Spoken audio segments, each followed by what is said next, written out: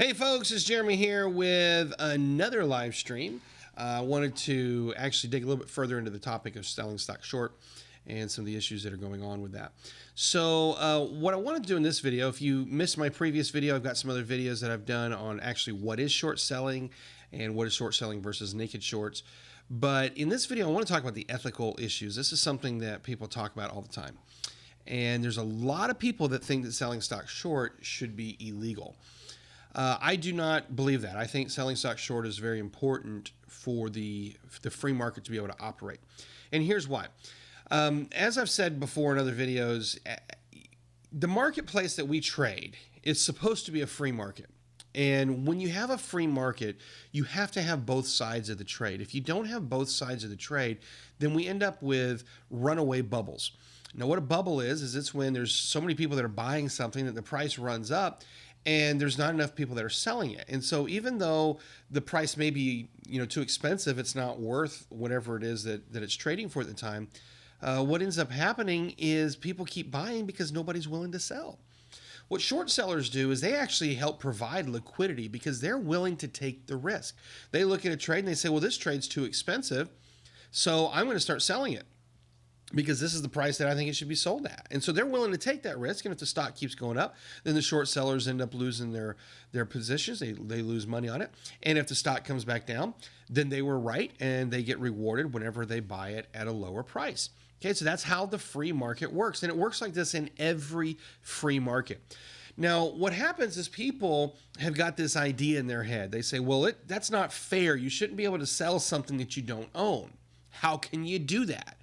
And so then they get these additional moral stories that, well, that's ruining people's retirement and they're playing with my 401k and that's not fair and these people should be outlawed and thrown in jail and sent to Gitmo. Whatever. They come up with all sorts of crazy stories. Well, here's the truth, folks. Here's the truth about selling stock short. If we did not have short selling, what we would have is we would have a runaway market. Because what short sellers do is they actually provide shares to the people who want to buy it.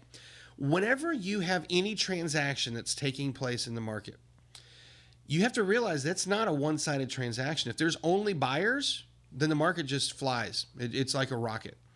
If there's only sellers, then the market's going to tank. So neither one of those situations is going to create a balanced market or an orderly market. In order to have an orderly market, we have to have buying and selling. So let's say that, a bunch of traders get together and they buy a stock like Tesla or like Netflix or Apple or this week GameStop. And a whole bunch of buyers come in and they start buying all these positions up. Well, as the price rises, normally some people say, hey, this is plenty of profit. I think I want to take my profit. And they start to sell their positions. What happens if nobody sells? If nobody sells, but there's still people that are stacked up and they want to buy, the price keeps going up. And the price has to keep going up until someone says, I'm willing to sell. Yeah, okay, that's so much, I'm willing to sell. Now, the stock may be trading at 150, 200 times multiple. It doesn't matter.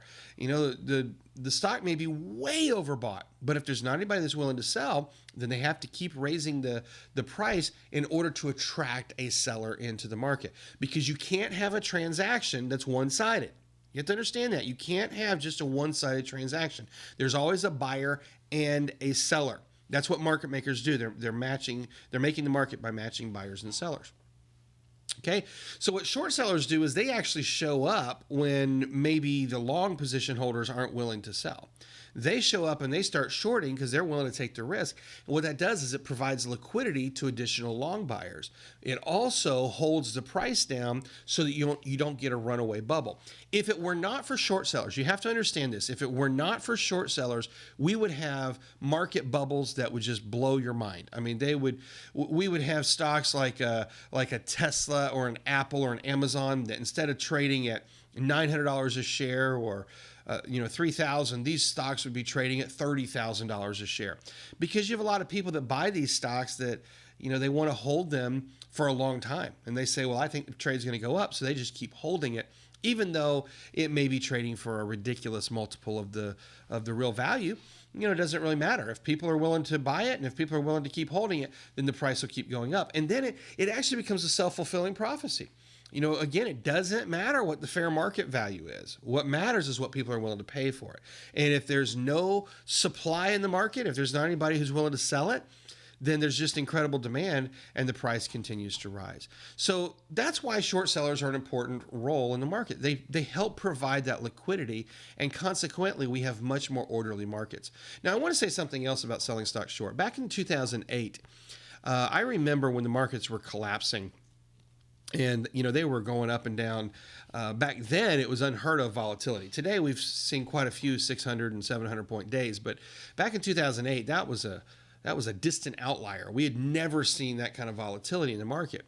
And there was a handful of stocks that they actually thwarted short selling on. They said you can no longer sell short on these. Now, the theory was we're going to slow down the selling. You know what that did? It just created more panic selling.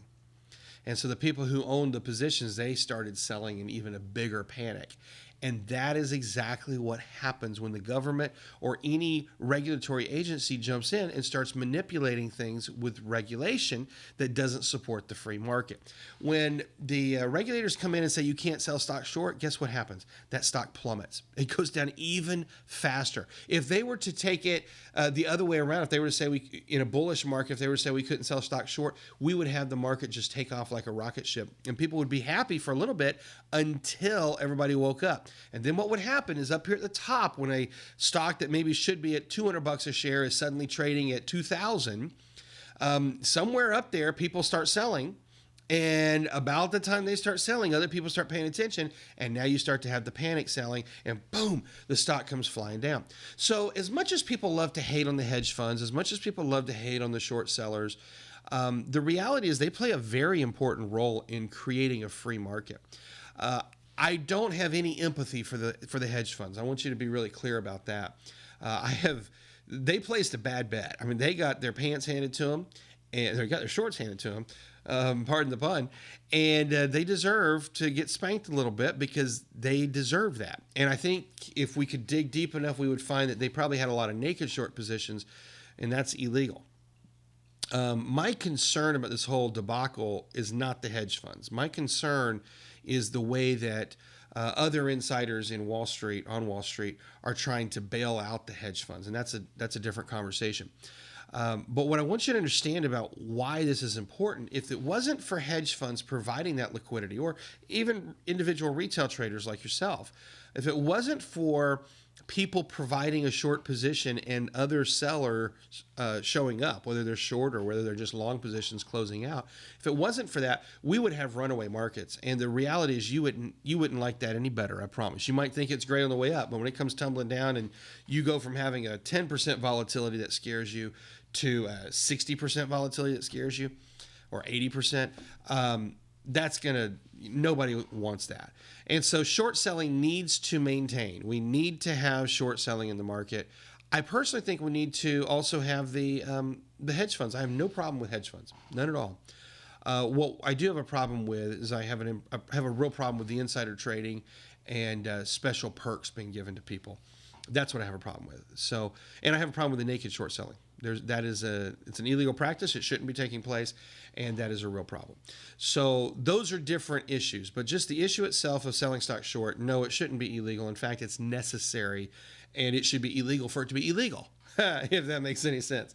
So yes, we need stocks to be sold short. Hey, listen, folks, I hope you've enjoyed this video, and be sure to subscribe to my channel. I'm going to be putting out a whole lot more videos about this particular issue that we've been seeing with GameStop, with AMC, and these other companies. I'm going to be putting out some more training around all of these different concepts, as well as the ongoing stuff. But you can also find me at trademaestro.com. That is my main web address, trademaestro.com, where I offer my weekly training and different things that I do there. And, whether you're watching this on YouTube or Facebook or wherever, subscribe or like the page. And let me know what you think. Give me some comments below and give me a thumbs up. And I'll talk to you guys soon.